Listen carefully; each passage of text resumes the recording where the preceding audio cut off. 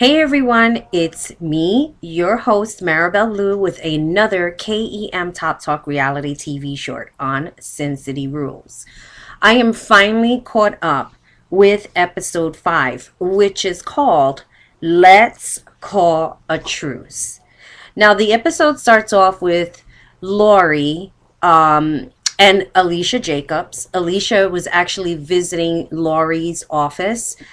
Lori had asked her to come over so that she could basically explain why they were all at Lana's house. And she made it very clear to Alicia that she was not interested in choosing any kind of side or whatever, because at the end of the day she would stick up for both of them. I guess if another third party came in and had something to say about it. As you know, I do take notes, so I have to refer to my notes, and pardon that I have to look down every now and then because my memory is not going to be that fantastic. Um, Needless to say, Lana last week had invited everybody to her house just to call Alicia out on her bullshit about not working for Channel 3 News, which is obviously a TV station out in Las Vegas. Um, what got me confused was that why was Alicia, I mean, she was talking about like, she felt like a stab in the heart and she was so hurt about Lori, going over there. And I'm saying to myself, okay, so far this is the fifth episode. I haven't seen any collaboration between these two women. So why is Alicia so hurt behind the fact that Lori went to Lana's house? Clearly, everybody's establishing a relationship with Lana except for Alicia and now Amy, which I'll read into her in a little bit. But clearly, these two women, Amy and Alicia, have established their own relationship, and they're not really establishing a relationship with anybody else on the show. So I was really confused as to why she was so hurt, this and that. I mean, first episode, okay, you're getting to know all of the women and what they do and where they're from and how they are, and everything is still unraveling. But at the end of the day, when you see somebody like harping and harping and harping on a dead issue, it's kind of like, okay, you yourself start picking sides because it just becomes dumb after a while. And then you wonder, like, why certain women are featured in certain ways, because this is not a positive thing. Like, not all women are like this. Not all women, let's hope not, because certainly I'm not. If somebody doesn't like me, like I said, I've said it plenty of times. If somebody doesn't like me, I could give a fuck less. I keep it moving. I keep living because nobody is paying my rent for me here. Um, and that's the way I feel about it. I really cannot waste time on people that don't like me. If they don't like me, there's nothing that I could do about it. There's nothing that I want to do about it. And I think that's the key. When you're busy worried about why people don't like you or this and that, that's definitely an attribute of people pleasing. And if you feel the need to people please, there is therapy. I'm just saying. Anyway, getting back to the show. I got to throw my 2 cents in there. This is a commentary after all.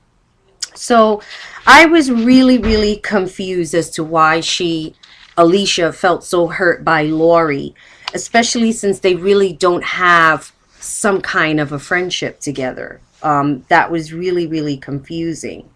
So moving on, Lori did, let her know up front, I'm not going to pick sides because I'm going to stand up for you like I'm going to stand up for her. Good for Lori. I think that whole Sedona trip in Arizona really helped her to, clarify her stance on who she is. It's very hard sometimes, or very uncomfortable, I should say, a lot of times when we have to stand up for ourselves. And it shouldn't be an uncomfortable thing. We should be able to say what's on our mind without fear of retaliation from somebody else. But the fact of the matter is that people do retaliate when you feel different from what they do. We can't all feel the same. So I'm glad that Lori made her stance and said, look, you know what? We were there. This is what happened.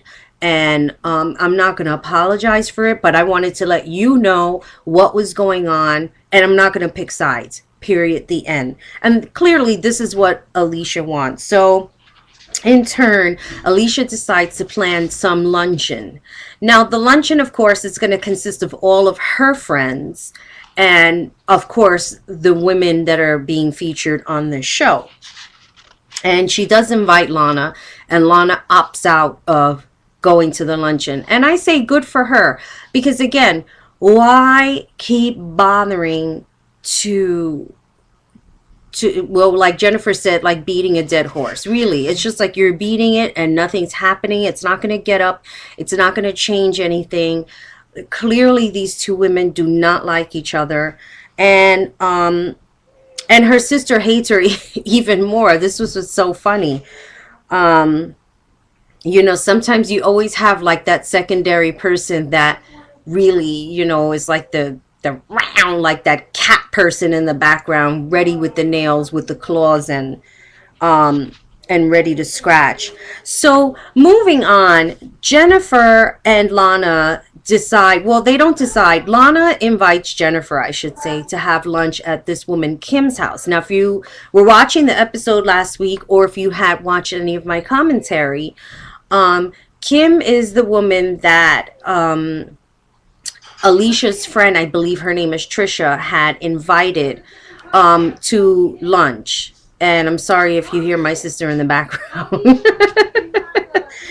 um, so, needless to say, Lana invites Jennifer over to Kim's house. Now, Kim, I think she's a really good candidate for the show. I say do away with Amy.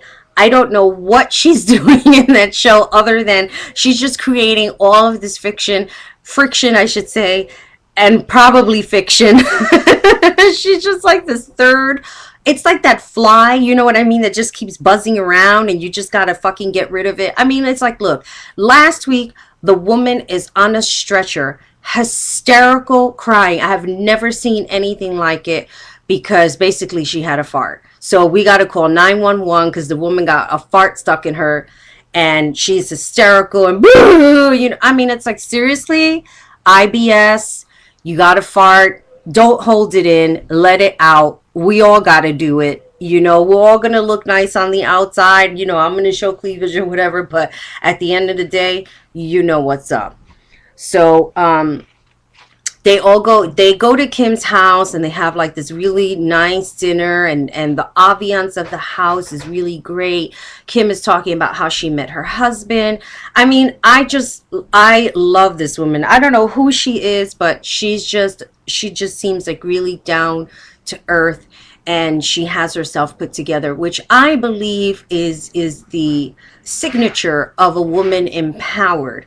Now, I don't care if she got her money from her husband or whatever.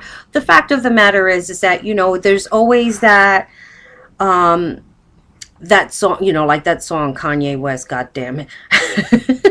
Gold digger, there's always going to be women placed with that label when they meet a well-to-do or well-off man, and they get married, and of course they live this glorious life.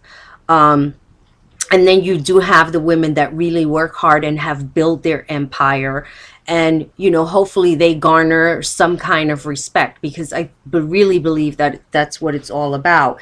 And the woman is doing good for herself. Great candidate for the show.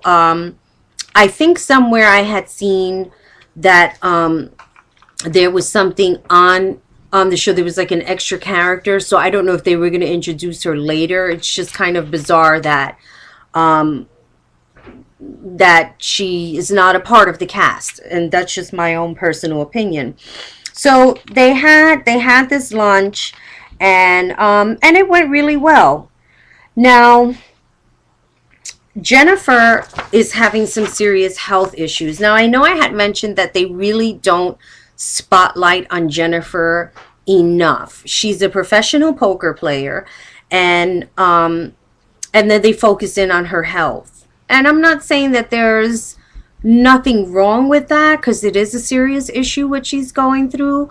Apparently, later in the episode, she says that she had kidney transplants, and that's something really, really serious. So, not to belittle her health issues, but again, it's kind of like we're talking about her health, her family, and how she can't be without her kids, but there really isn't any emphasis on her career as far as a professional poker player. Maybe I'm the only one who's curious about that.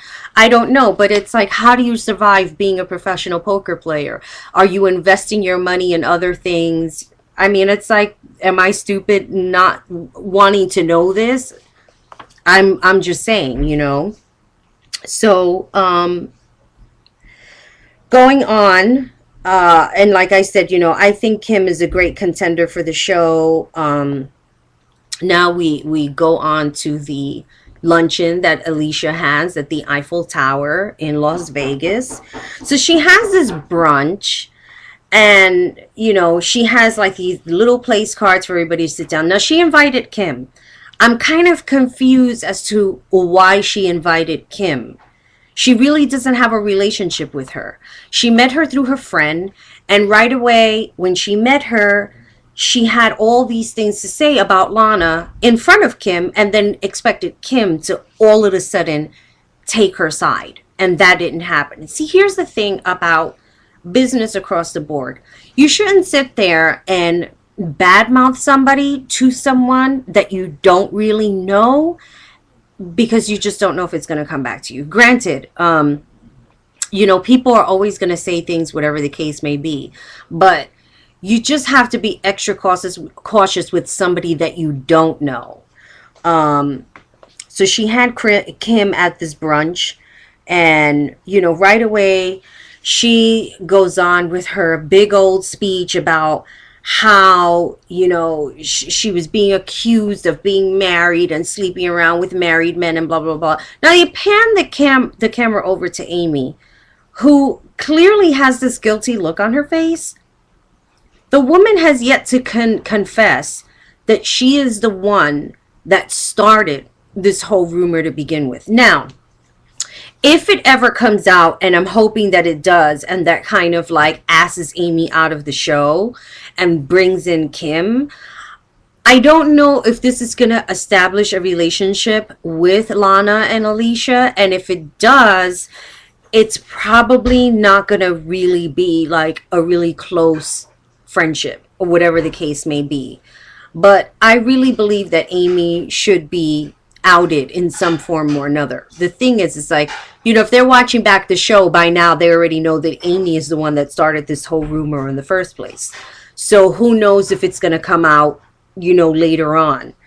I don't know how many episodes was taped, so that's something that I can always find out later on.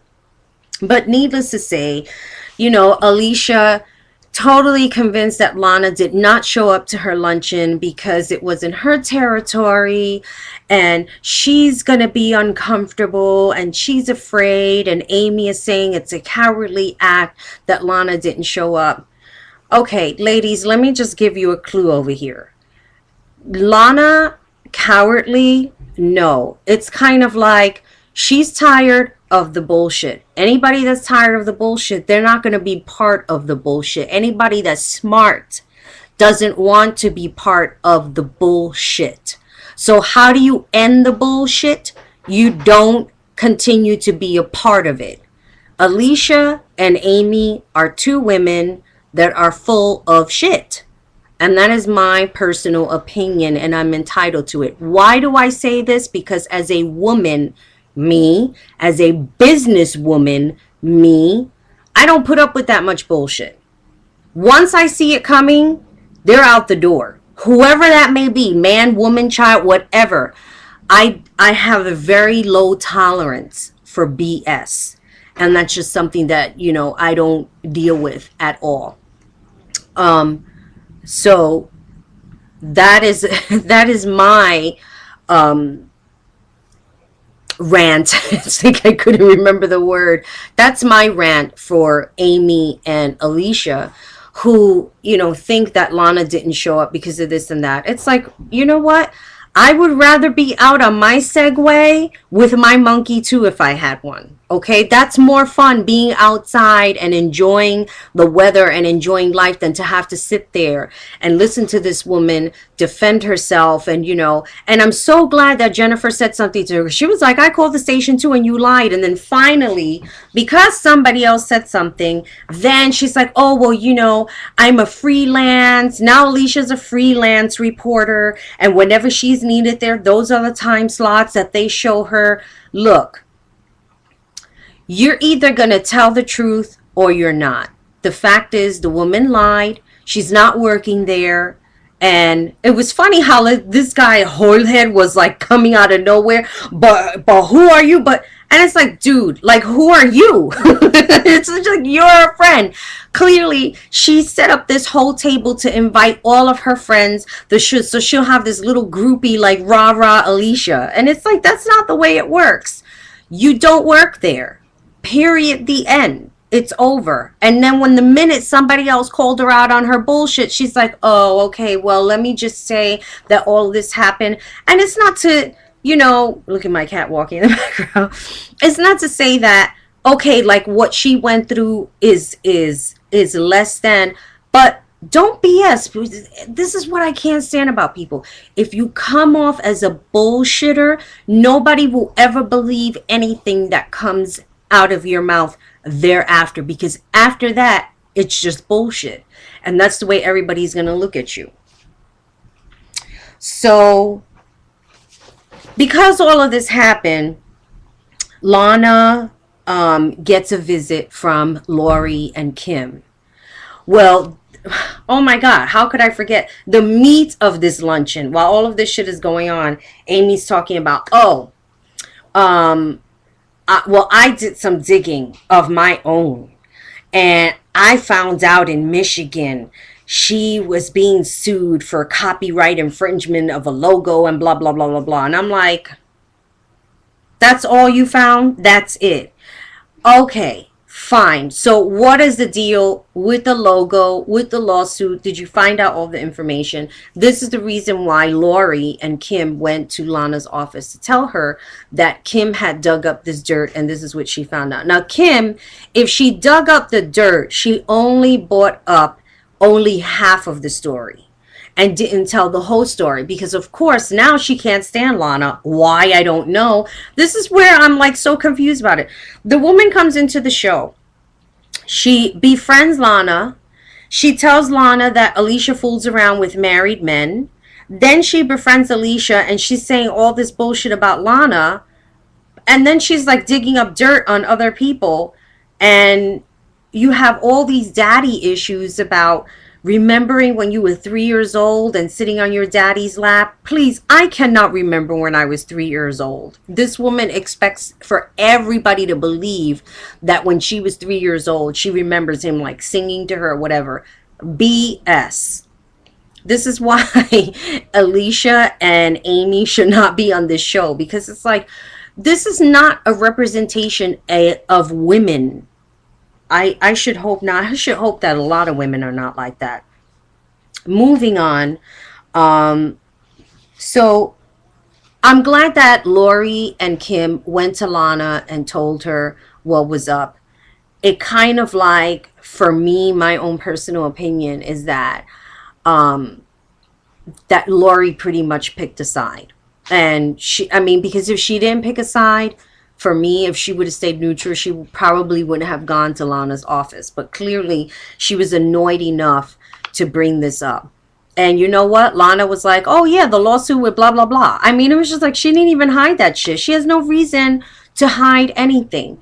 Clearly, if somebody had a question about her business, she's ready to answer. And I think that anybody that owns a business should be ready to answer the tough questions. Because if you're not ready to answer the tough questions, clearly you're hiding something. See, I own a magazine. A lot of people know that. I interview a lot of people. I'm not the kind of person that a lot of my interviews, I send out questions, people email back. The only time I'm going to revise something is a spelling error. I don't ever change anybody's answers to juice up whatever it is that I need in my magazine. Because you know what? My magazine is juicy enough. And people's answers are the truth and the honesty within themselves, whether somebody else likes it or not. I'm here to future that person. I'm not here to change and make them whoever they are so that I could sell more issues. That's not what it's about. It's about being real.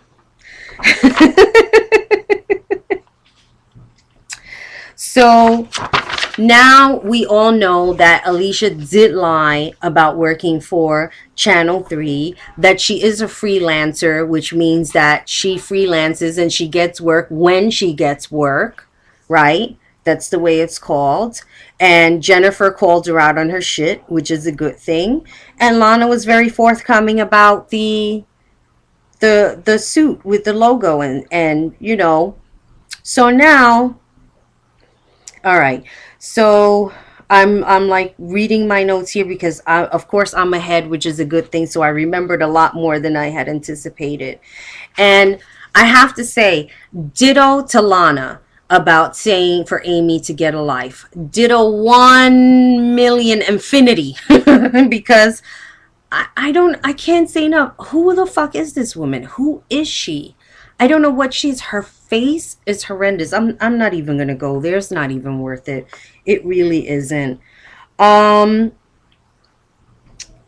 So after this whole thing goes along, Lana decides to have a truce get together or dinner, whatever. And the show basically ends with them, the limousine picking everybody up one by one. And they're driving into like a really seedy part of Vegas. And that's the way it ends. So it's like to be continued. And I don't know what's going to happen with this show, whether there's going to be a second season or not. Um, I personally enjoy it only because of the business aspect, which I think that if you're going to do that, if you're going to do a show like this, you should really show more of the business aspect, the day to day of how these women live. I really don't see a reality TV show like that. Not even like the Housewives of Beverly Hills, of Atlanta. Like you just see a lot of the cattiness with the women. I don't see any realness in any friendship. And this is supposed to be reality TV. So I don't know. Moving on, The Bachelor, which is my all-time favorite, is coming back tomorrow on ABC, and I'm really looking forward to that. I think I mentioned last week I already know who he picked, but I'm not saying who he picked. But it seems it's going to be a very, very dramatic season, as Chris Harrison always puts it. And I don't think I mentioned I did watch JP and Ashley's wedding. It was very, very beautiful. I have to say they really did this wedding in very good taste. It wasn't dramatic. It was, it wasn't out of, the touch of weddings. It just seemed very, very focused. And I'm glad that Ashley and JP are married, and I really do hopes where it works out for them. I hope it does. I I always believe that it's unusual to have a show based on relationships that's supposed to end in, either an engagement or a long lasting relationship.